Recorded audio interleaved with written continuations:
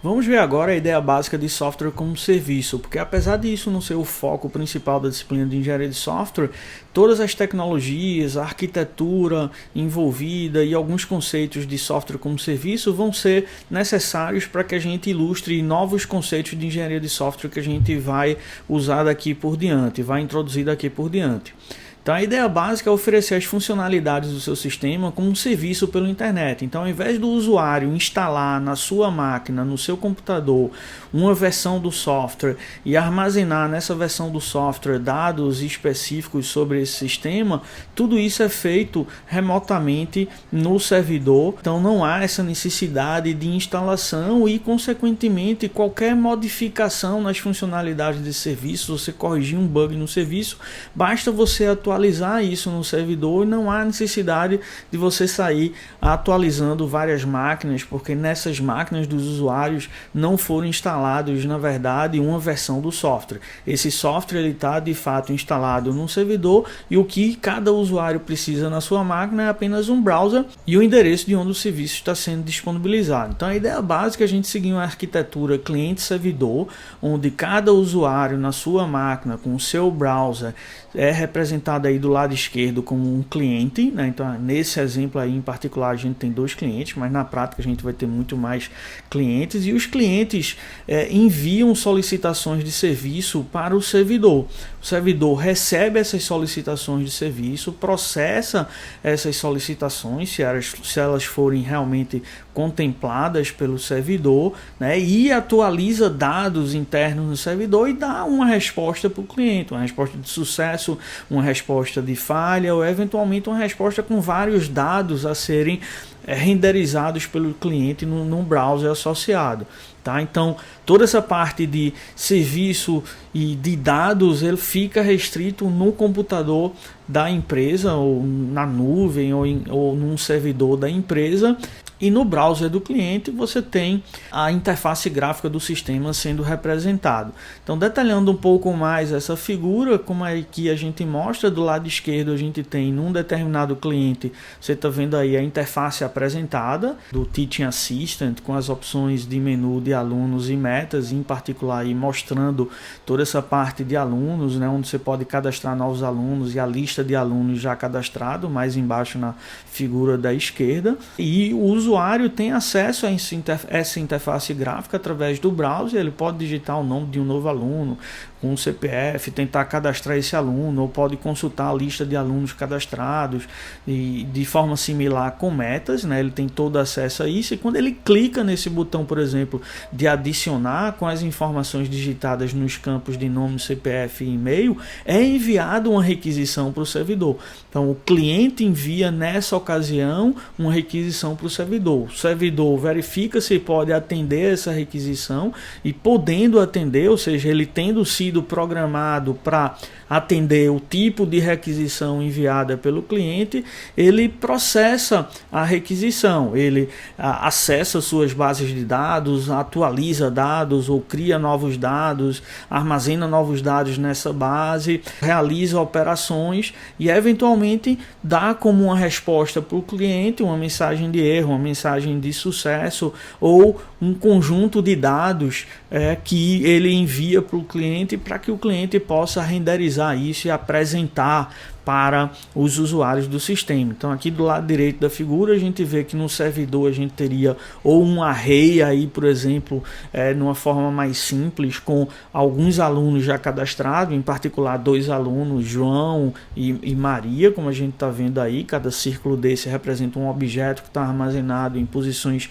diferentes do array, ou ele poderia estar armazenando essas informações também num banco de dados ou num arquivo com informações em JSON, como a gente vê mais abaixo na figura. Mas o que importa é que chegando uma requisição do serviço nesse servidor, o servidor vai ver se pode contemplar, se ele pode atender essa requisição e podendo atender, ele vai realizar as operações necessárias, eventualmente alterando aí esse array, criando novos alunos, alterando o conteúdo dos alunos ou mandando de volta para o cliente um conjunto de informações.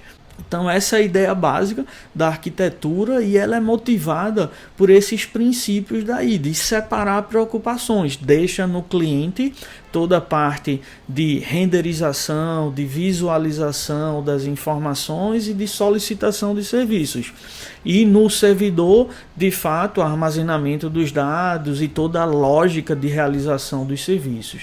Então, separa as funcionalidades aí, o lugar de processamento dessas funcionalidades. Então, todo o processamento relativo à visualização das informações, isso é feito no cliente com base em informações passadas para ele pelo servidor. E toda a parte de processamento, de verificação de condições, de lógica de negócio e eventualmente de armazenamento ou alteração de informações é feito no servidor. Cada servidor desse, dependendo de que funcionalidades ele oferece, vai ter uma interface diferente, onde essa interface é o conjunto de serviços oferecidos por esse servidor. No caso aí específico, a gente teria alguns serviços como atualizar alunos, como atualizar as notas dos alunos, criar alunos e assim por diante, mas cada servidor ele vai ter uma interface diferente. Essa comunicação em cliente-servidor ela é feita com base no protocolo HTTP,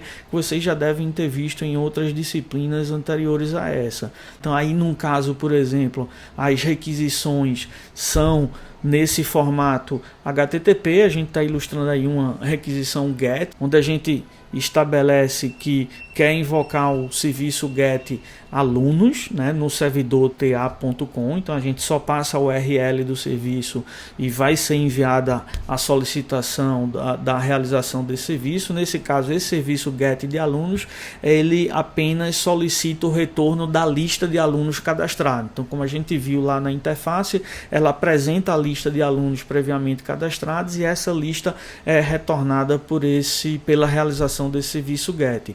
A gente também vê aí uma possibilidade de um serviço POST, onde a gente, além da URL, dizendo que quer realizar no servidor TA com o serviço aluno POST, com o método POST, e a gente, além da URL, nesse caso do POST, passa aí um objeto JSON representando a aluna Mariana, que seria uma nova aluna que a gente gostaria de cadastrar com CPF 683, o seu e-mail e sem nenhuma informação ainda associada a metas, tá? Então, requisições desse tipo chegam no servidor e o servidor tem uma lista de requisições que ele pode processar. Nesse servidor específico aí, ele aceita uma requisição get/alunos, um post/aluno e um put/aluno. Então, ele foi programado anteriormente para aceitar esses tipos de requisição. Aqui no detalhe em particular, para essa requisição get/alunos, a resposta em particular seria a lista completa de alunos cadastrados, representada como um objeto JSON, né? Então, as requisições que chegam são HTTP e elas podem vir com informações em JSON, como a gente mostrou ali da aluna Mariana, e o retorno também é normalmente representado por um objeto JSON. Nesse caso, um objeto JSON que representa a lista de alunos previamente cadastrados no sistema, mas poderia ser um outro objeto JSON que representa uma situação, por exemplo, de sucesso, ou uma situação de falha.